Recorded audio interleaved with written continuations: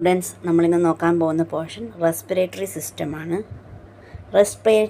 Respiration നമ്മൾ respiration വേണ്ടി use ചെയ്യുന്ന ഓർഗൻ ഏതാണ്?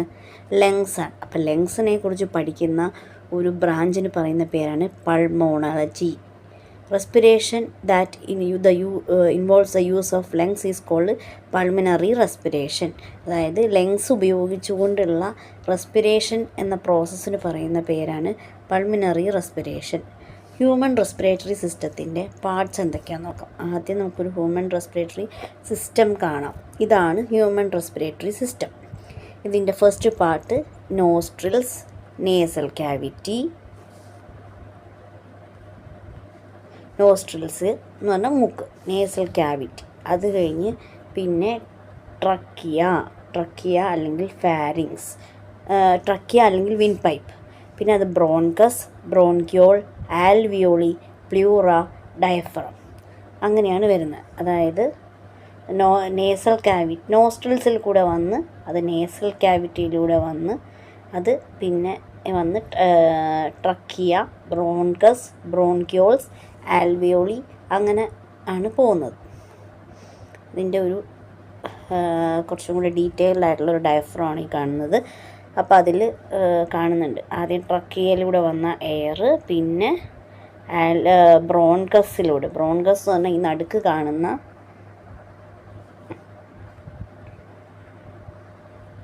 ഈ പോർഷനാണ് ബ്രോൺകസിലൂടെ അത് പിന്നെ ആൽവിയോളിയെ ബ്രോൺക്യോൾസിൽ വരും. ബ്രോൺക്യോൾസ് എന്ന് പറഞ്ഞാൽ ഈ ഉള്ളിലുള്ള ബ്രാഞ്ചുകളാണ്. അതിൻ്റെ ഉള്ളിൽ ഈ കാണുന്ന ഒരു വട്ടം ചെറിയൊരു ഇത് കാണുന്നതാണ് ആൽവിയോളി. അവിടെ വന്ന് എത്തുകയാണ് ചെയ്യുക. അപ്പോൾ ഇതൊക്കെയാണ് ഒരു ലങ്സിൻ്റെ പാർട്സ് വരുന്നത്. ഇതിൻ്റെ ഇടയ്ക്ക് വരുന്ന ഒരു പോർഷനാണ് epiglottis. It is A flap of cartilage located in the throat that prevents food and liquid from entering the lungs during swallowing. അതായത് നമ്മൾ ഭക്ഷണം വായിൽ വെച്ച് കഴിക്കുന്ന സമയത്ത് അത് ലങ്സിലേക്ക് എത്താതെ തടയുന്ന, അതായത് ഒരു ചെറിയൊരു ഫ്ലാപ്പ്, അതൊരു അടപ്പ് പോലത്തെ സംഭവമാണ്. ആ അടപ്പ് ഉള്ളത് കൊണ്ട് ആ അടപ്പ് അടഞ്ഞിരിക്കുകയാണെങ്കിൽ ലങ്സ് ഫുഡും ലിക്വിഡും ഒന്നും ലങ്സിലേക്ക് എത്തില്ല. പക്ഷേ നമ്മൾ പ്രോപ്പറായിട്ട് ഇരുന്നിട്ടല്ല ഫുഡ് കഴിക്കുന്നതെന്നുണ്ടെങ്കിൽ അങ്ങനെയുള്ള അപകടങ്ങൾ ഉണ്ടാവാറുണ്ട്. നെക്സ്റ്റ് ആൽവിയോളി എന്ന് പറഞ്ഞു കഴിഞ്ഞാൽ elastic sacs present at the tip of the bronchioles. നമ്മൾ നേരത്തെ ഫിഗറിൽ കാണിച്ചിട്ടുണ്ട് ചെറിയ ബ്രോൺക്യോൾസിൻ്റെ ഉള്ളിൽ വരുന്ന അതിനിടയ്ക്ക് അറ്റത്ത് വരുന്ന ടിപ്പിൽ വരുന്ന എലാസ്റ്റിക് സാക്സ് ആണ് ആൽവിയോളി. അതായത് നമ്മുടെ ഓക്സിജൻ നമ്മൾ റെസ്പിറേഷൻ നടക്കുന്ന സമയത്ത് എയർ ചെന്ന് ഏറ്റവും അവസാനം ചെന്നിരിക്കുന്നത് ആൽവിയോളിയിലാണ്. ആൽവിയോളിയിൽ എയർ എത്തുമ്പോൾ അത് വികസിക്കും, അത് കഴിഞ്ഞ് അത് ചുരുങ്ങും. അങ്ങനെ എലാസ്റ്റിക് ആയിട്ടുള്ള സാക്സാണ്. Exchange of respiratory gases take place in the alveoli of lungs. ആൽവിയോളിയിലാണ് റെസ്പിറേറ്ററി ഗ്യാസസിൻ്റെ എക്സ്ചേഞ്ച് നടക്കുന്നത്. അതിൻ്റെ പ്രോസസ്സ് ഡിഫ്യൂഷൻ വഴിയാണ് എക്സ്ചേഞ്ച് ഓഫ് ഗ്യാസസ് നടക്കുന്നത്. അതിൻ്റെ ഒരു ഫിഗറാണ് കാണുന്നത്. അതായത് നമ്മുടെ ഓക്സിജനാണ് അകത്തേക്ക് എത്തുന്നത്. അവിടെ വരുന്ന റെഡ് ബ്ലഡ് സെൽസിൽ നിന്നുള്ള അവിടെയുള്ള ഓക്സിജൻ അകത്തേക്ക് ചെല്ലുകയും കാർബൺ ഡൈ ഓക്സൈഡ് ആൽവിയോളിയുടെ അകത്തേക്ക് ചെല്ലുകയും ചെയ്യും ഡിഫ്യൂഷൻ വഴി. എന്നിട്ട് ആ കാർബൺ ഡൈ ഓക്സൈഡാണ് പുറത്തേക്ക് വരുന്നത്. Pleura, the double layered protective membrane of the ലങ്സിനെ പ്രൊട്ടക്റ്റ് ചെയ്യാൻ വേണ്ടിയിട്ട് ഉള്ള ഒരു ഡബിൾ ലെയേർഡ് മെമ്പറൈനാണ് പ്ലൂറ. നമ്മുടെ ഈ ഫിഗറിൽ തന്നെ കാണാൻ പറ്റും പ്ലൂറൽ മെമ്പറൈൻ.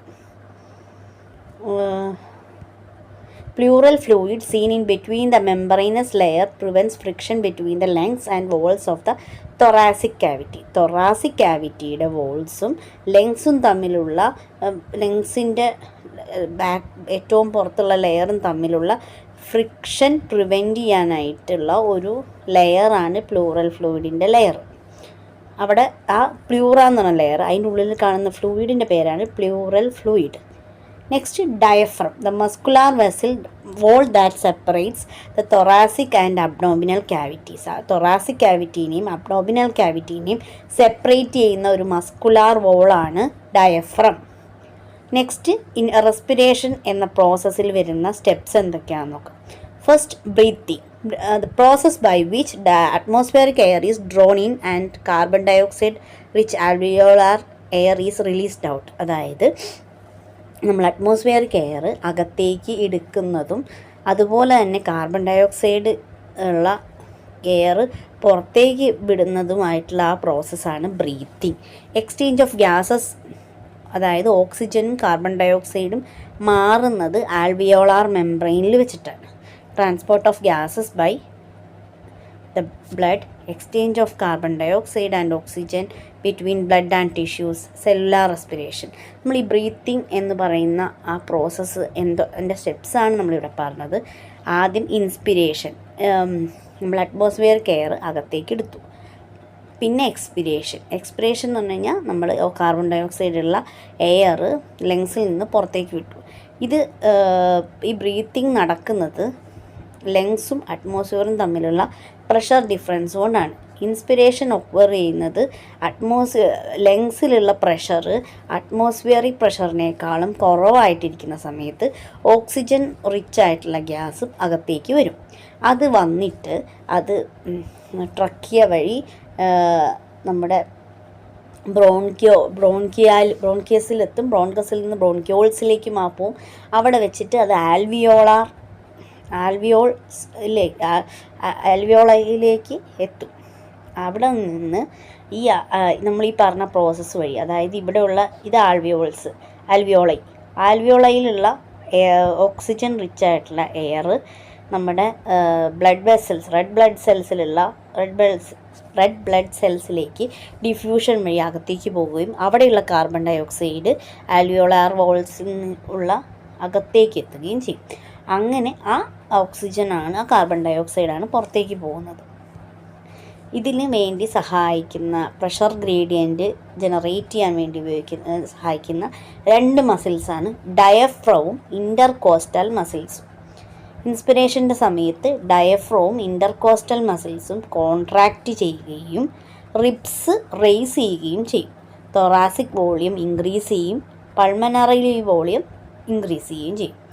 അത് കഴിഞ്ഞ് പൾമണറി പ്രഷർ അറ്റ്മോസ്ഫിയറിക് പ്രഷറിനേക്കാളും കുറവായി വരികയും ചെയ്യും. വോളിയം കൂടുമ്പോൾ പ്രഷർ കുറയും. എക്സ്പിരേഷൻ്റെ സമയത്ത് നേരെ തിരിച്ച് ഈ പറഞ്ഞ കാര്യങ്ങളൊക്കെ ഓപ്പോസിറ്റ് ചെയ്യും. അതായത് ഡയഫ്രവും ഇൻ്റർകോസ്റ്റൽ മസിൽസും റിലാക്സ് ആവുകയും റിബ്സ് ലോവർ ആവുകയും ചെയ്യും. അതുവഴി തൊറാസിക് വോളിയം കുറയും, പൾമണറി വോളിയം കുറയും. വോളിയം കുറയുമ്പോൾ പ്രഷർ അറ്റ്മോസ്ഫിയറിക് പ്രഷറിനേക്കാളും കൂടുതലാവുകയും ചെയ്യും. ഇനി ഒരു ഹെൽത്തി ഹ്യൂമൻ്റെ റെസ്പിറേറ്ററി റേറ്റ് എന്ന് പറഞ്ഞാൽ 12 to 16 times 12 തൊട്ട് 16 പ്രാവശ്യം വരെ ഒരു മിനിറ്റിൽ വരും. നെക്സ്റ്റ് സ്പൈറോമീറ്റർ എന്ന് പറഞ്ഞാൽ എന്താണ്? ഒരു ബ്രീത്തിങ് ടൈമിൽ വരുന്ന എയറിൻ്റെ വോളിയം കണ്ടുപിടിക്കാൻ വേണ്ടി ഉപയോഗിക്കുന്ന, എസ്റ്റിമേറ്റ് ചെയ്യാൻ വേണ്ടി ഉപയോഗിക്കുന്ന ഒരു ഡിവൈസാണ്. ഇത് കണ്ടുപിടിച്ചത് ജോൺ ഹച്ചിൻസൺ ആണ്. ഇൻഹേൽഡ് എയറിൽ ഓക്സിജൻ്റെ അളവ് 21% ആണ്.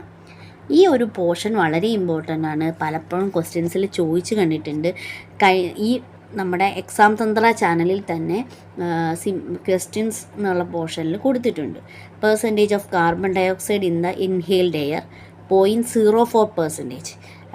ഇൻഹെയിൽഡ് എയറിലെ ഓക്സിജൻ 21% ആണ്. എക്സ്ഹെയിൽഡ് എയറിലെ ഓക്സിജൻ 15% ആണ്. ഇനി കാർബൺ ഡയോക്സൈഡ് ഇൻഹെയിൽഡ് എയറിൽ 0.04% ആണ്. എക്സ്ഹെയിൽഡ് എയറിൽ 4% ആണ്. മറക്കാതെ വളരെ ഇമ്പോർട്ടൻ്റ് ആയിട്ട് നോക്കേണ്ട ഒരു പോർഷനാണിത്. Next tidal volume of air inspired or expired during a normal റെസ്പിറേഷൻ്റെ സമയത്ത് എത്ര എയർ ഇൻസ്പയർ ചെയ്യുന്നുണ്ട് അല്ലെങ്കിൽ പുറത്തേക്ക് വിടുന്നുണ്ട് എന്നുള്ളതാണ് ടൈഡൽ വോളിയം. അതിൻ്റെ നോർമൽ റേഞ്ച് 500 ml ആണ്.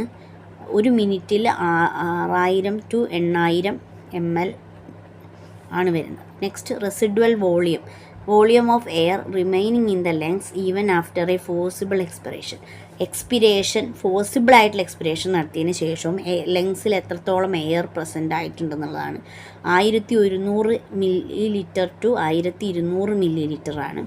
Next, vital capacity, the maximum volume of air a person can breathe in after a forcible expiration, or maximum volume of air a person can breathe out after a forced inspiration.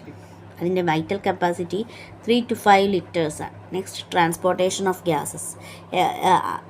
ഏകദേശം 97% ഓക്സിജനും ബ്ലഡിൽ RBCs വഴിയിട്ടാണ് transport ചെയ്യുന്നത്. 3% ഓക്സിജനും plasma വഴി transport ചെയ്യുന്നുണ്ട്. RBC വഴി oxygen transportation നടത്താൻ വേണ്ടി ഹെൽപ്പ് ചെയ്യുന്ന പിഗ്മെൻ്റാണ് ഹിമോഗ്ലോബിൻ. ഹിമോഗ്ലോബിനിൽ പ്രസൻ്റ് ആയിട്ടുള്ള മെറ്റലാണ് iron. Compound formed by binding oxygen with haemoglobin, oxyhaemoglobin. ഒരു ഹിമോഗ്ലോബിനിൽ എത്രത്തോളം ഓക്സിജൻ, 4 മോളിക്യൂൾസ് ഓഫ് ഓക്സിജൻ ആണ് ക്യാരി ചെയ്യുന്നത്. അടുത്ത കാർബൺ ഡയോക്സൈഡിൻ്റെ ട്രാൻസ്പോർട്ടേഷൻ 3 തരത്തിലാണ്. മറ്റത് എന്തായിരുന്നു? 2 തരത്തിലായിരുന്നു. 97% RBCs ആയിരുന്നു, 3% പ്ലാസ്മ. പക്ഷേ കാർബൺ ഡയോക്സൈഡിൽ 3 തരത്തിലാണ്. ഒന്ന് കാർബാബിനോ ഹിമോഗ്ലോബിനായിട്ട്, അത് 20 തൊട്ട് 25% വരെ. ബൈകാർബണേറ്റ് അയോൺസ് ആയിട്ട് 70%, ബ്ലഡ് പ്ലാസ്മയിലൂടെ 7%. Next, cellular respiration, the process of breaking down of oxygen using oxygen and releasing energy which occurs in cells. അതായത് ഗ്ലൂക്കോസിനെ ഓക്സിജനായിട്ട് ഉപയോഗിച്ച് ബ്രേക്ക് ഡൗൺ ചെയ്യുന്ന പ്രോസസ്സാണ് സെല്ലുലാർ റെസ്പിറേഷൻ. അത് സെൽസിലാണ് നടക്കുന്നത്. ഈ എനർജി സെല്ലുലാർ റെസ്പിറേഷൻ്റെ സമയത്തുള്ള റിലീസ് ചെയ്യുന്ന എനർജിയെ കെമിക്കൽ എനർജിയുടെ ഫോമിൽ അഡിനോസിൻ ട്രൈഫോസ്ഫേറ്റ് മോളിക്യൂൾസ് ATP ആയിട്ടാണ് സ്റ്റോർ ചെയ്യുന്നത്. ATPയുടെ വേറൊരു പേരാണ് എനർജി കറൻസി.